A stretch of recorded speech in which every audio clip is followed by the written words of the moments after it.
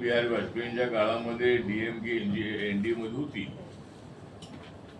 George Fernandes NDA मध्ये होते, शरद यादव होते, निखिल होत्या, नवीन पटनायक होते, करुणानिधी होते, अशा अनेक जे पक्ष आहेत ते पक्ष माननीय अटल बिहारी वाजपेयींच्या नेतृत्वाखाली एनडीए मध्ये होते.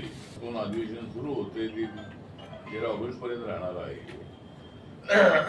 यावेळेला आरक्षण बिल आणायचं असं सरकारने जवळजवळ ठरवलेलं आहे आणि यावेळेला आमच्या बरोबर क्लिअर मेजॉरिटी आहे. मागच्या वेळेला 54 मतांनी आमचं बिल हरलं होतं आणि नरेंद्र मोदींचं सरकार आल्यानंतर पहिल्याच वेळेला हे पहिलंच बिल पराभूत झालेलं होतं. याच्या अगोदर सगळी बिलं ही पास झालेली होती.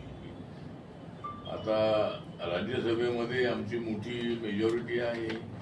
लोकसभेमध्ये आता ममता बॅनर्जींचे 20 जे खासदार आहेत ते आमच्या सोबत आलेले आहेत. ते 6 खासदार माननीय उद्धव ठाकरेंचे आमच्या सोबत आलेले आहेत. ती आघाडी बरोबर राहिलेली नाही आहे.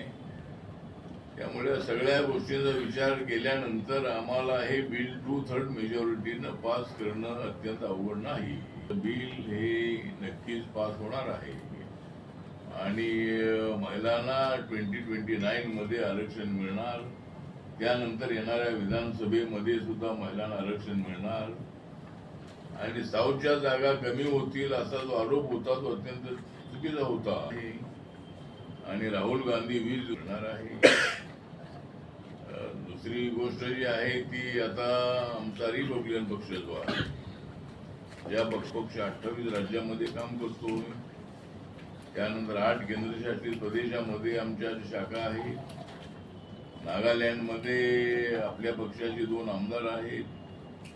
मणिपूरमध्ये आपला पक्ष रेकग्नाइज आहे आणि अजून 2 राज्यामध्ये या 2-3 वर्षामध्ये पक्ष रेकग्नाइज करण्याचा माझा प्रयत्न राहणार आहे, मिळणार आहे. म्हणजे आतापर्यंत होती, पण छोट्या राज्यामध्ये नॉर्थ ईस्ट मध्ये सगळ्या राज्यामध्ये आपला पक्ष आहे आणि अंदमान निकोबार असेल, लक्षद्वीप असेल, दीव दमन असेल, दादरा नगर हवेली असेल, अशा अनेक केंद्रशासित प्रदेशामध्ये सुद्धा रिपब्लिकन पक्ष आहे.